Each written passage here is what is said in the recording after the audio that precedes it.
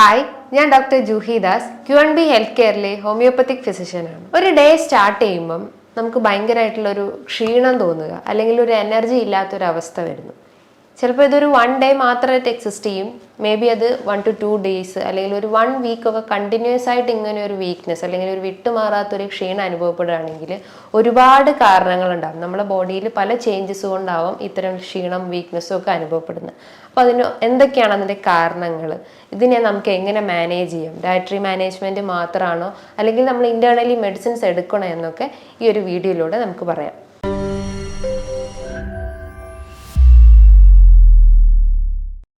മെയിനായിട്ട് അല്ലെങ്കിൽ ഈ ഒരു ക്ഷീണം അല്ലെങ്കിൽ ഒരു വീക്ക്നെസ് അനുഭവപ്പെടാൻ ഒരുപാട് കാരണങ്ങളുണ്ട്. മെയിനായിട്ട് നമുക്ക് പറയാം നമ്മുടെ ശരീരത്തിൽ എന്തെങ്കിലും കുറവുകൾ കൊണ്ട്, അതായത് മെയിൻലി ന്യൂട്രീഷണൽ ഡെഫിഷ്യൻസി ആയിട്ട് നമുക്ക് പറയാം. വൈറ്റമിൻ B12, വൈറ്റമിൻ B6, നമ്മുടെ ശരീരത്തിൽ അയണിൻ്റെ അളവ് കുറഞ്ഞു കഴിഞ്ഞാൽ, അതായത് പ്രോപ്പറായിട്ട് നമ്മുടെ രക്തത്തിലേക്ക് അയൺ കറക്റ്റായിട്ട് ആഗിരണം ചെയ്തിട്ടില്ലെങ്കിൽ നമുക്കൊരു വീക്ക്നെസ് അനുഭവപ്പെടാം. വൈറ്റമിൻ Dൻ്റെ കുറവുണ്ട്, അതായത് നമുക്ക് കൃത്യമായിട്ട് നമ്മൾ വെയിൽ കൊള്ളുകയോ അല്ലെങ്കിൽ ഒരു രാവിലെ ഒരു 10 മുതൽ ഒരു 3 മണിയുള്ള ആ ഒരു വെയിൽ കഴിവതും കൊണ്ടിട്ടില്ലെങ്കിൽ നമുക്കൊരു വീക്ക്നെസ് അനുഭവപ്പെടാം. അതേപോലെ നമ്മുടെ ശരീരത്തിൽ കാൽഷ്യത്തിൻ്റെ അളവ് കുറഞ്ഞു കഴിഞ്ഞാൽ, കാൽഷ്യത്തിൻ്റെ അളവ് കുറഞ്ഞ വീക്ക്നെസ് മാത്രമല്ല, നമ്മളെ ബോൺസ്, ജോയിൻസ്, മസിൽസ് എന്നൊക്കെ ഭയങ്കര ഒരു വേദന അനുഭവപ്പെടാൻ, ഒരു ക്ഷീണം അല്ലെങ്കിൽ ഒരു സ്റ്റിഫ്നെസ്, ഒരു വീക്ക്നെസ് അനുഭവപ്പെടാനുള്ളൊരു ചാൻസസ് ഉണ്ട്. സോ മെയിൻലി ന്യൂട്രീഷണൽ ഡെഫിഷ്യൻസി നമുക്ക് പറയാം. മറ്റൊരു പ്രധാനപ്പെട്ട ഒരു കാരണം എന്ന് പറഞ്ഞു കഴിഞ്ഞാൽ, നമ്മൾ പ്രോപ്പറായിട്ട് നമ്മൾ ഉറങ്ങിയിട്ടില്ലെങ്കിൽ, ഒരു 6 to 7 hours അല്ലെങ്കിൽ 7 to 8 hours നമ്മൾ ഒരു സ്ലീപ്പ് സൈക്കിൾ മെയിൻറ്റെയിൻ ചെയ്തിട്ടില്ലെങ്കിൽ നമുക്ക് വീക്ക്നെസ് അനുഭവപ്പെടാനുള്ളൊരു ചാൻസസ് ഉണ്ട്. ഒരു ത്രൂ ഔട്ട് ഒരു നൈറ്റ് നമ്മൾ കണ്ടിന്യൂസ് ആയിട്ട് നമ്മളൊരു ആക്ടിവിറ്റീസിൽ ഇൻവോൾവ് ചെയ്യുക, അല്ലെങ്കിൽ നമ്മൾ ഗാഡ്ജറ്റ്സ് പോലത്തെ മൊബൈൽ ഫോൺസും TV-യിലൊക്കെ കണ്ടിന്യൂസ് ആയിട്ട് നമ്മൾ ആ ഒരു സ്ക്രീൻ ടൈം യൂസ് ചെയ്ത് കഴിഞ്ഞാൽ നമുക്ക് ആ ഒരു സ്ലീപ്പ് ഡിസ്റ്റർബ് ആവും. അപ്പോൾ നെക്സ്റ്റ് ഡേ നമ്മൾ രാവിലെ എഴുന്നേൽക്കുമ്പോൾ നമുക്ക് ആ ഒരു ക്ഷീണം അനുഭവപ്പെടാം. ഒരു ആക്ടിവിറ്റീസ് നമുക്ക് ചെയ്യാൻ പറ്റത്തില്ല. ഫിസിക്കലി നമുക്ക് ചെയ്യണമെന്നുണ്ടാവും, അല്ല മെൻ്റലി നമുക്ക് ചെയ്യണമെന്നുണ്ടാവും, പക്ഷേ ഫിസിക്കലി നമുക്കത് ഇൻവോൾവ് ചെയ്യാം അല്ലെങ്കിൽ ആ ഒരു ആക്ടിവിറ്റീസിൽ ഇൻവോൾവ് ചെയ്യാൻ പറ്റാത്തൊരവസ്ഥ വരുന്നു. അപ്പം നമുക്ക് പ്രോപ്പറായിട്ട് നമ്മൾ ഉറങ്ങിയിട്ടില്ലെങ്കിൽ ഈ ഒരു വീക്ക്നെസ് അനുഭവപ്പെടാനുള്ള ഒരു ചാൻസസ് ഉണ്ട്. മറ്റൊരു കാരണം എന്ന് പറഞ്ഞു കഴിഞ്ഞാൽ, നമുക്ക് എന്തെങ്കിലും വൈറൽ ഇൻഫെക്ഷൻസ് വന്നു പോയി കഴിഞ്ഞാൽ, അതായത് ചിക്കൻ ഗുനിയ, മലേറിയ, ഡെങ്കു പോലത്തെ എന്തെങ്കിലും ഒരു വൈറൽ ഇൻഫെക്ഷൻ, അല്ലെങ്കിൽ പോസ്റ്റ് വൈറൽ ഫെറ്റീഗ് എന്നൊക്കെ പറയാം. ഒരു ഇൻഫെക്ഷൻസ് നമ്മുടെ ബോഡിയിൽ കയറി കഴിഞ്ഞ് കഴിഞ്ഞാൽ നമുക്ക് ദഹന വ്യവസ്ഥ ഇംപ്രോപ്പർ ആവും, സ്ലീപ്പ് ഡിസ്റ്റർബൻസ് ഉണ്ടാവും, നമ്മുടെ മൂഡ് സ്വിങ്സ് ഉണ്ടാവും, അങ്ങനെ പല രീതിയിലുള്ള ഒരു ഹോർമോൺ ഇംബാലൻസ് ഒക്കെ നമ്മുടെ ബോഡിയിൽ നടക്കും. അപ്പോൾ അതുമൂലവും നമുക്കൊരു വീക്ക്നെസ് അനുഭവപ്പെടാനുള്ള ഒരു ചാൻസസ് ഉണ്ട്. മറ്റൊരു പ്രധാനപ്പെട്ട ഒരു കാരണം എന്ന് പറഞ്ഞു കഴിഞ്ഞാൽ, നമുക്ക് ലൈഫ് സ്റ്റൈൽ ഡിസീസിൽ വരുന്ന ഒന്നാണ് പ്രമേഹം അല്ലെങ്കിൽ ഡയബറ്റിസ്. ഇതുമൂലവും ഇന്ന് പ്രായമായിട്ടുള്ള ആളുകൾ, 35 to 45 എബവ് ഉള്ള ആളുകളിലൊക്കെ ഇത്തരം ഒരു സ്ലീപ്പ് ഡിസ്റ്റർബൻസ് മൂലം വീക്ക്നെസ് അനുഭവപ്പെടാനുള്ള ഒരു ചാൻസസ് ഉണ്ട്. അവർക്ക്, അതായത് പ്രമേഹ രോഗികൾക്ക് മെയിൻലി നൈറ്റിലാണ് ഒരു ഡിസ്റ്റർബൻസ് ഉണ്ടാവുക. അവർക്ക് റെക്കറൻ്റ് ആയിട്ട് യൂറിൻ പാസ് ചെയ്യേണ്ട ഒരു ബുദ്ധിമുട്ട് വരുന്നു, ക്ഷീണം വരുന്നു, അത് രാത്രിയിലായിട്ട് അധികമായിട്ട് വർദ്ധിച്ചു വരുന്നു. അപ്പോൾ അതുമൂലവും അല്ലെങ്കിൽ പ്രമേഹം മൂലവും നമുക്ക് വീക്ക്നെസ് അനുഭവപ്പെടാനുള്ള ഒരു ചാൻസസ് ഉണ്ട്. ഈ പ്രമേഹം അഡൽട്ടിൽ മാത്രമല്ല ജുവനൈൽ സ്റ്റേജിലും അത് അഫക്റ്റ് ചെയ്യാനുള്ള ഒരു ചാൻസസ് ഉണ്ട്. ജുവനൈൽ ഡയബറ്റീസും ഉണ്ട്, അഡൽട്ട് ഡയബറ്റീസും ഉണ്ട്. അപ്പോൾ അത് കുട്ടികളിലും അഡൽട്ട് ഏജിലും ഒക്കെ കോമൺ ആയിട്ടുള്ള ഒരു കണ്ടീഷനാണ്.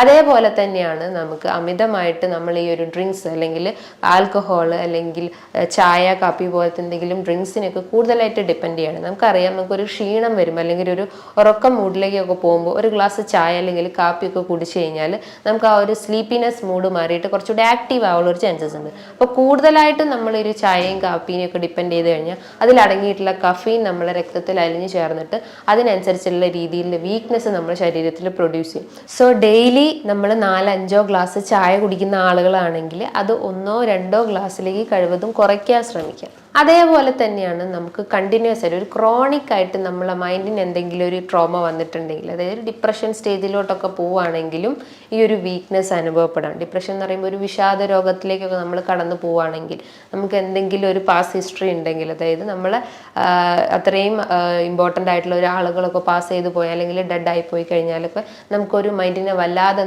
എഫക്റ്റ് ചെയ്യും. അപ്പോൾ അതുമൂലവും നമുക്ക് മെൻ്റലിയും നമ്മൾ ഫിസിക്കലിയും വീക്ക് ആവാനുള്ള ഒരു ചാൻസസ് ഉണ്ട്. മറ്റൊരു കാരണം എന്ന് പറഞ്ഞു കഴിഞ്ഞാൽ, നമ്മൾ രക്തത്തിൽ അല്ലെങ്കിൽ നമ്മുടെ ശരീരത്തിൽ HBൻ്റെ അളവ് കുറയും, അതായത് ഹിമോഗ്ലോബിൻ്റെ അളവ് കുറഞ്ഞു കഴിഞ്ഞാലും നമ്മുടെ ശരീരത്തിൽ അനീമിയ പോലത്തെ പ്രശ്നങ്ങളുണ്ടാകും, അതായത് അയൺ ഡെഫിഷ്യൻസി അനീമിയ പോലത്തെ ലക്ഷണങ്ങളുണ്ടാവും. അപ്പോൾ അതുമൂലം നമുക്ക് വീക്ക്നെസ് അനുഭവപ്പെടാം, വെയിറ്റ് ലോസ് ഉണ്ടാവാം, സ്ലീപ്പിൽ ഡിസ്റ്റർബൻസ് ഉണ്ടാവാം, നമ്മളെ ദഹന വ്യവസ്ഥ ഇംപ്രോപ്പർ ആവാം, അങ്ങനെ പല രീതിയിലുള്ള സിംറ്റംസ് നമ്മളെ ബോഡിയിൽ കാണിച്ചെന്ന് വരാം. മറ്റൊരു കാരണം എന്ന് പറഞ്ഞു കഴിഞ്ഞാൽ നമുക്ക് യൂറിനറി ഇൻഫെക്ഷൻസ് വരാം. റെക്കറൻ്റ് ആയിട്ട് നമുക്ക് യൂറിനറി ട്രാക്ട് ഇൻഫെക്ഷൻസ് ഒക്കെ വരുവാണെങ്കിൽ അത് കോമൺലി ഫീമെയിൽസിലാണ് ഉള്ളത്. അപ്പോൾ അതുമൂലവും നമുക്ക് ക്ഷീണം അല്ലെങ്കിൽ വീക്ക്നെസ് ഒക്കെ അനുഭവപ്പെടാം. മറ്റൊരു പ്രധാനപ്പെട്ട ഒരു കാരണം എന്ന് പറഞ്ഞു കഴിഞ്ഞാൽ തൈറോയിഡ് റിലേറ്റ് ചെയ്തിട്ടുള്ള എന്തെങ്കിലും ഒരു ഇഷ്യൂസ് ഉണ്ടെങ്കിൽ, തൈറോയിഡ് എന്ന് പറയുമ്പോൾ മെയിൻലി ഹൈപ്പോതൈറോയിഡിസം ആണ്. ഹൈപ്പോതൈറോയിഡിസം എന്ന് പറയുമ്പോൾ അവരുടെ ബോഡിയിലുള്ള തൈറോയിഡ് ഫങ്ഷൻസ് എല്ലാം ഒരു ലോ സ്റ്റേജിലോട്ട് പോകുന്നു. അതായത് സ്ലീപ്പ് ആണെങ്കിൽ സ്ലീപ്പിൽ ഡിസ്റ്റർബൻസ് ഉണ്ടാവുന്നു, ദഹന വ്യവസ്ഥയാണെങ്കിൽ കോൺസ്റ്റിപ്പേഷൻ പ്രശ്നങ്ങൾ ഉണ്ടാകുന്നു, സ്കിന്ന് നോക്കുകയാണെങ്കിൽ ഭയങ്കര ഡ്രൈനെസ് അനുഭവപ്പെടുന്നു, ഗിഡിനെസ് അല്ലെങ്കിൽ ഒരു തലകറക്കം പോലത്തെ പ്രശ്നങ്ങൾ ഉണ്ടാകുന്നു, തലവേദന അനുഭവപ്പെടുന്നു, മൂഡ് സ്വിങ്സ് ഉണ്ടാകുന്നു, അതായത് സങ്കടവും ദേഷ്യമൊക്കെ ഒരു മാറി മാറി വരുന്ന ഒരു അവസ്ഥ വരുന്നു. സോ തൈറോയിഡ് ഇഷ്യൂസ് ഉള്ള ആളുകളിലും ഈ ഒരു ക്രോണിക് ആയിട്ട് ഒരു വീക്ക്നെസ് അനുഭവപ്പെടാനുള്ള ഒരു ചാൻസസ് ഉണ്ട്.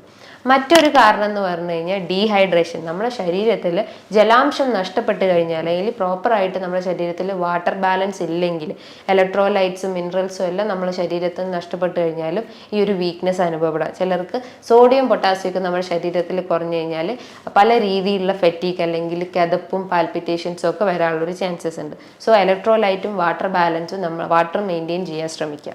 അതേപോലെ തന്നെയാണ് നമ്മളെ ഡ്യൂട്ടി, നമ്മൾ വർക്ക് ചെയ്യുന്ന രീതിയിൽ ഡ്യൂട്ടിയിൽ എന്തെങ്കിലും വേരിയേഷൻസ് വരികയാണെങ്കിൽ, അതായത് പ്രോപ്പറായിട്ട് നമ്മൾ ആ ഒരു സ്ലീപ്പ് സൈക്കിൾ മെയിൻറ്റെയിൻ ചെയ്തിട്ടല്ലെങ്കിൽ, ചിലർക്ക് ഡേ ഡ്യൂട്ടി ഉണ്ടാവും, ചിലർക്ക് നൈറ്റ് ഡ്യൂട്ടി ഉണ്ടാവും, അങ്ങനെ പല രീതിയിലുള്ള ഡ്യൂട്ടിയിൽ ഉണ്ടാകുന്ന വേരിയേഷൻസ് മൂലം നമുക്ക് വീക്ക്നെസ്, അത് കണ്ടിന്യൂസ് ആയിട്ട് നമ്മൾ ആ ഒരു ഡ്യൂട്ടി ത്രൂ ഔട്ട് ഒരു 1 വീക്കൊക്കെ എടുക്കുകയാണെങ്കിൽ നമുക്ക് വീക്ക്നെസ് അനുഭവപ്പെടാനുള്ള ഒരു ചാൻസസ് ഉണ്ട്.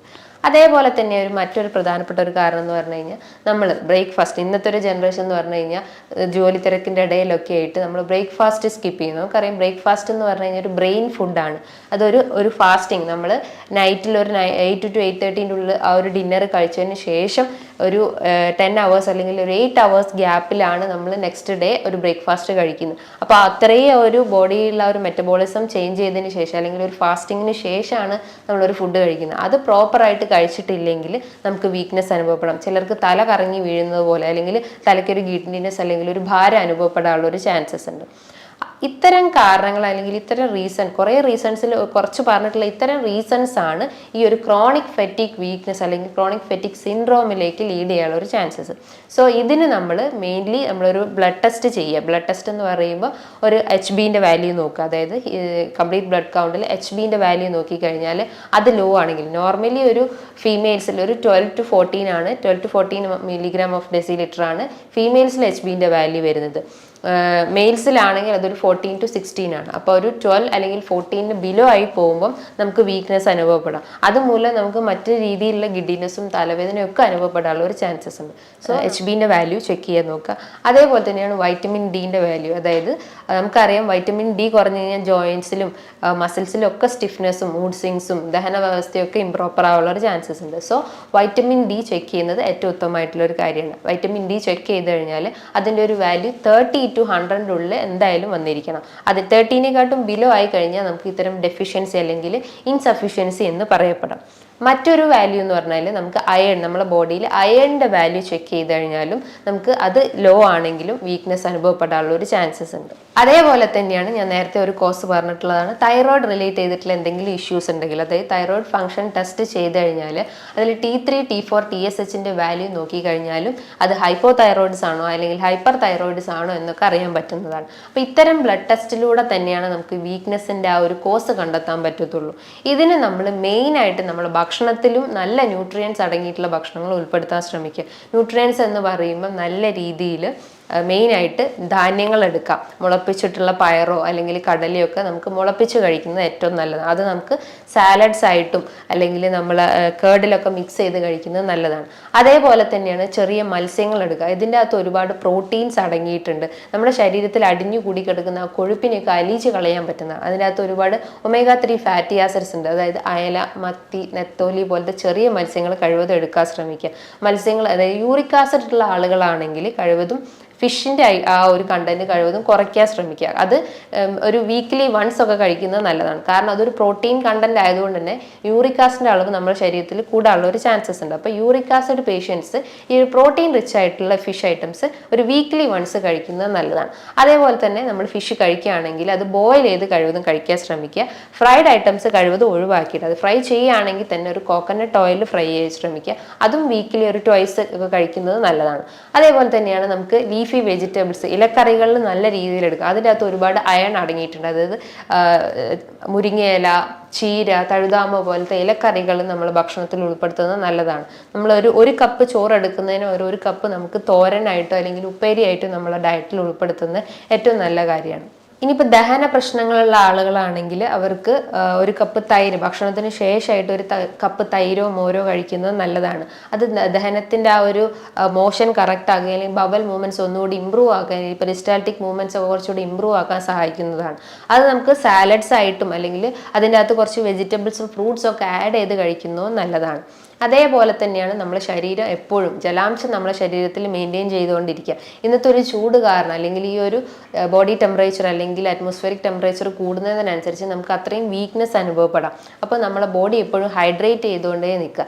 ഡെയിലി വെറും വയറ്റിൽ രാവിലെ എഴുന്നേറ്റാൽ ഉടനെ വെള്ളം കുടിക്കുക. അത് കഴിഞ്ഞിട്ട് ഭക്ഷണത്തിന് ശേഷം ഒരു 10-15 മിനിറ്റ് ഭക്ഷണത്തിന് ശേഷമായിട്ടും കുടിക്കുക. അങ്ങനെ ഡെയിലി ഒരു 10 to 12 ഗ്ലാസ് ഡെയിലി വെള്ളം കുടിക്കുന്നത് ഏറ്റവും നല്ല കാര്യമാണ്. ഇനിയിപ്പോൾ തൈറോയിഡ് ഇഷ്യൂസ് ഉള്ള ആളുകളാണെങ്കിൽ അവരുടെ ഡയറ്റിൽ മെയിനായിട്ട് ഫോക്കസ് ചെയ്യേണ്ടതാണ് ഈ ഇലക്കറികൾ അല്ലെങ്കിൽ സീഡ്സ് ഐറ്റംസ് ഭക്ഷണത്തിൽ ഉൾപ്പെടുത്തുന്നതാണ്. അതേപോലെ വൈറ്റ് റൈസിന് പകരം ബ്രൗൺ റൈസ് ഭക്ഷണത്തിൽ ഉൾപ്പെടുത്തുന്നത് നല്ലതാണ്. അതേപോലെ അവർ ഒഴിവാക്കേണ്ട ഒരു കാര്യം എന്ന് പറഞ്ഞു കഴിഞ്ഞാൽ മിൽക്ക് പ്രൊഡക്ട്സ്, അത് പാൽ ഉൽപ്പന്നങ്ങളൊക്കെ കഴിവതും ഒഴിവാക്കാൻ ശ്രമിക്കുക. കാരണം അതുമൂലം നമ്മുടെ ദഹന വ്യവസ്ഥ ഇംപ്രോപ്പർ ആവും. അതുമൂലം തൈറോയിഡ് ഇഷ്യൂസ് അഗ്രവേറ്റ് ചെയ്യാനുള്ള ഒരു ചാൻസസ് ഉണ്ട്. അതേപോലെ ഒഴിവാക്കേണ്ട ഒന്നാണ് സോയാബീൻ പ്രൊഡക്ട്സ് കഴിവതും ഒഴിവാക്കാൻ ശ്രമിക്കുക.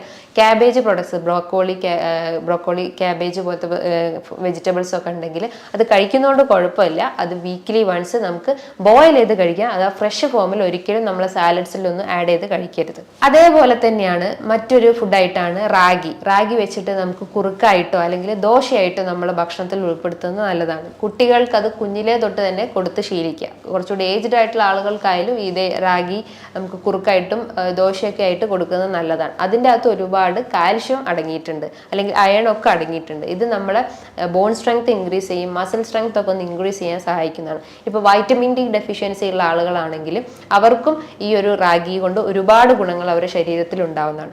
അതേപോലെ തന്നെയാണ് പ്രോബയോട്ടിക് ഭക്ഷണങ്ങൾ ഡയറ്റിൽ ഉൾപ്പെടുത്തുന്നത്. പ്രോബയോട്ടിക് എന്ന് പറയുമ്പോൾ നേരത്തെ പറഞ്ഞിട്ടുള്ള തൈര് നമുക്ക് ഉൾപ്പെടുത്താം, മോര്, അതേപോലെ തന്നെയാണ് പഴങ്കഞ്ഞി, അച്ചാറ്, ഇതൊക്കെ ഉപ്പിലിട്ട വസ്തുക്കളെല്ലാം നമുക്ക് പ്രോബയോട്ടിക് ഫുഡ് ഐറ്റം കാറ്റഗറിയിൽ പെടുത്താം. അപ്പോൾ പ്രോബയോട്ടിക് ഫുഡ് ഐറ്റംസ് അവരുടെ ഡയറ്റിൽ ഉൾപ്പെടുത്തുന്നത് ഏറ്റവും നല്ല കാര്യമാണ്.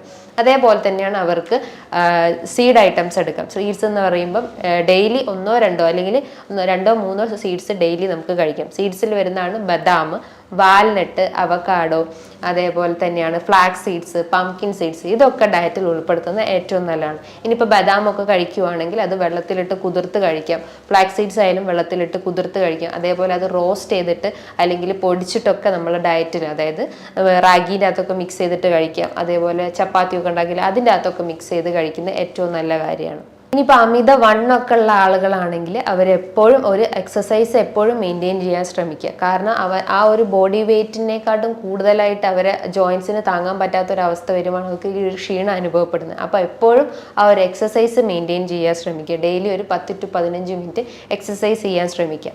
ഈ പറഞ്ഞിട്ടുള്ള ഒരു ഡയറ്ററി പാറ്റേണും എക്സസൈസും നമുക്ക് മെയിൻറ്റെയിൻ ചെയ്ത് കഴിഞ്ഞാൽ നമ്മുടെ ശരീരത്തിൽ അയണിൻ്റെയും കാൽഷ്യത്തിൻ്റെയും വൈറ്റമിൻ ഡിൻ്റെയും ഒക്കെ ഒരു ഡെഫിഷ്യൻസി ഉണ്ടെങ്കിൽ അത് നമുക്ക് കറക്റ്റ് ചെയ്യാൻ പറ്റും. ഇനി കണ്ടിന്യൂസ് ആയിട്ട് ഇങ്ങനത്തെ ഒരു ക്ഷീണം അനുഭവപ്പെടുകയാണെങ്കിൽ നിങ്ങൾ തീർച്ചയായിട്ടും ഒരു ഡോക്ടറെ കൺസൾട്ട് ചെയ്തിട്ട് അതിനൊരു പ്രോപ്പർ ആയിട്ടുള്ള ഒരു മെഡിസിൻസ് സ്റ്റാർട്ട് ചെയ്യണം. ഇത്തരം വീക്ക്നെസ്സിന് അല്ലെങ്കിൽ ഒരു ക്ഷീണത്തിനൊക്കെ കണ്ടിന്യൂസ് ആയിട്ട് അല്ലെങ്കിൽ ക്രോണിക് ആയിട്ട് ഇത്തരം ക്ഷീണങ്ങൾക്കൊക്കെ ഹോമിയോപ്പതിയിൽ ഒരുപാട് മെഡിസിൻസ് അവൈലബിൾ ആണ്. അതായത് ചൈന, ജെൽസീമിയം പോലത്തെ ഒരുപാട് മെഡിസിൻസ് അവൈലബിൾ ആണ്. സോ ഒരു പ്രോപ്പർ ട്രീറ്റ്മെൻറ്റ് സ്റ്റാർട്ട് ചെയ്ത് കഴിഞ്ഞാൽ നമുക്ക് ഇത്തരം ലക്ഷണങ്ങൾ അല്ലെങ്കിൽ ഇത്തരം ബുദ്ധിമുട്ടുകളൊക്കെ നമുക്ക് കൺട്രോൾ ചെയ്യാൻ പറ്റുന്നതാണ്. ഇനി ഇതുമായി ബന്ധപ്പെട്ട് നിങ്ങൾക്ക് എന്തെങ്കിലും സംശയങ്ങൾ ഉണ്ടെങ്കിൽ താഴെ കാണുന്ന നമ്പറിൽ കോൺടാക്ട് ചെയ്യാവുന്നതാണ്. നല്ലൊരു ഹെൽത്ത് വീഡിയോയുമായി വീണ്ടും കാണാം.